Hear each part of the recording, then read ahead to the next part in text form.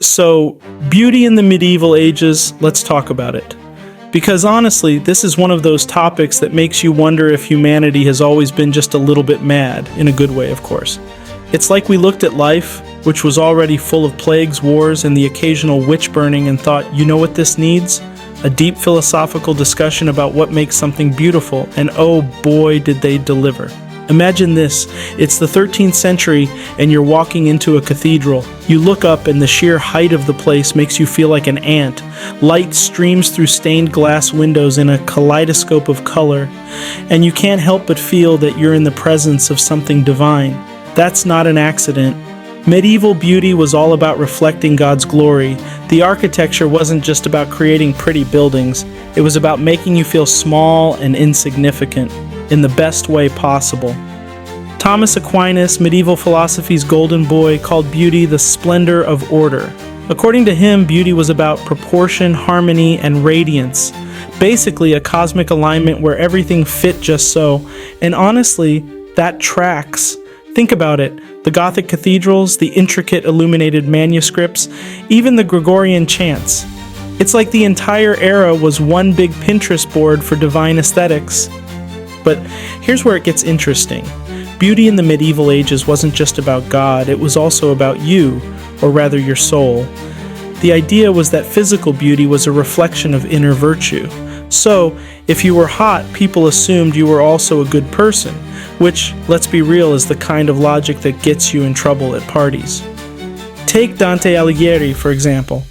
In the Divine Comedy, he writes about his muse, Beatrice, as this ultimate embodiment of beauty. But it's not just her looks that matter, it's her purity, her grace, her whole vibe. Beatrice isn't just a pretty face, she's a spiritual GPS guiding Dante toward the divine. It's like medieval Tinder but with way higher stakes. Now, not everything about medieval beauty was so lofty. Enter the troubadours.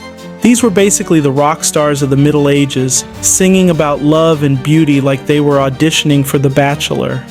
Their poems were filled with over-the-top metaphors about rosy cheeks and lily-white hands, and while it sounds cheesy now, back then it was the height of romance. Also, fun fact, these guys invented the whole putting women on a pedestal thing. Thanks, troubadours. But medieval beauty wasn't just about people, it was also about places and things. Take Byzantine icons, for example. These paintings of saints weren't meant to look realistic. The elongated faces and huge eyes weren't artistic mistakes, they were intentional. These icons were supposed to show spiritual beauty, not earthly beauty, and the gold backgrounds, they weren't just for bling, they symbolized heaven, making the saints look like they were chilling in the divine VIP section. Of course, not everything was beautiful in the medieval world. Ugliness was often equated with moral corruption or even demonic influence. Gargoyles, those terrifying stone creatures on cathedrals, were like medieval jump scares. They were practical rain spouts, sure, but they also served as a reminder of the chaos and sin outside the church.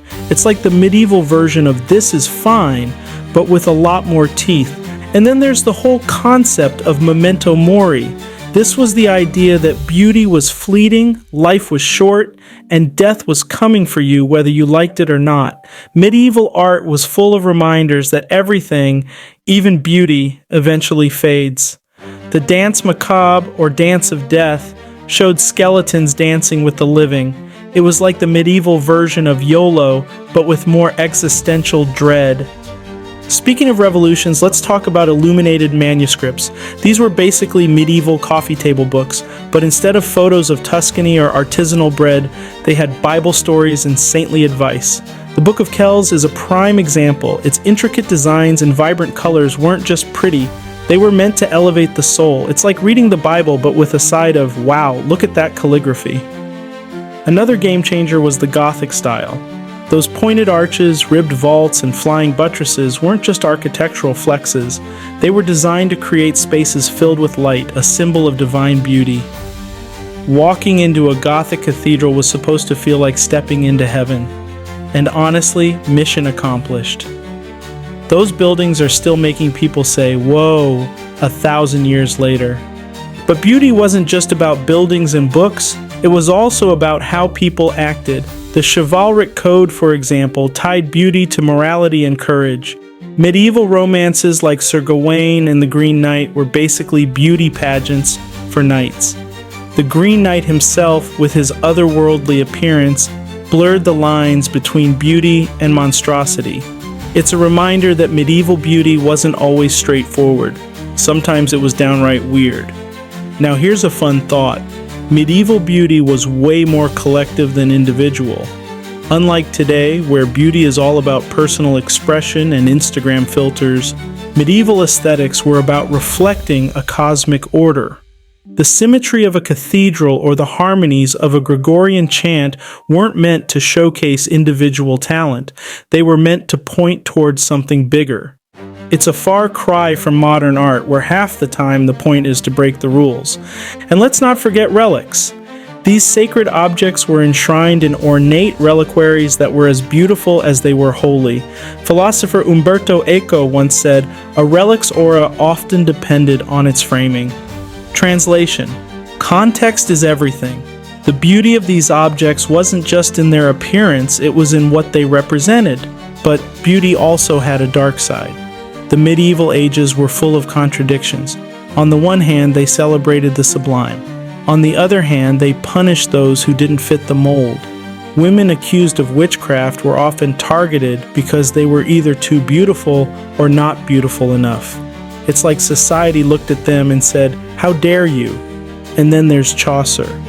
In the Canterbury Tales, he gives us characters like the wife of Bath, who challenges conventional notions of beauty.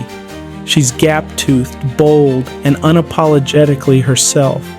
Chaucer's work shows that even in a rigid society, beauty was up for debate. It wasn't one size fits all, and thank goodness for that. So what's the takeaway? Beauty in the medieval ages was a lot more than skin deep. It was about God, the soul, and the fleeting nature of life. It was collective, symbolic, and sometimes downright strange. And while we might not agree with all their ideas, seriously, gargoyles, there's something timeless about the way they saw beauty as a bridge between the earthly and the divine. As John Keats put it, beauty is truth, truth beauty. And if the medieval ages taught us anything, it's that beauty, in all its weird, wonderful forms, is worth contemplating. Even if it's just to remind ourselves that, yes, we are all but dust and shadow. And that's okay, because for a moment, just a fleeting moment, we get to dance in the light.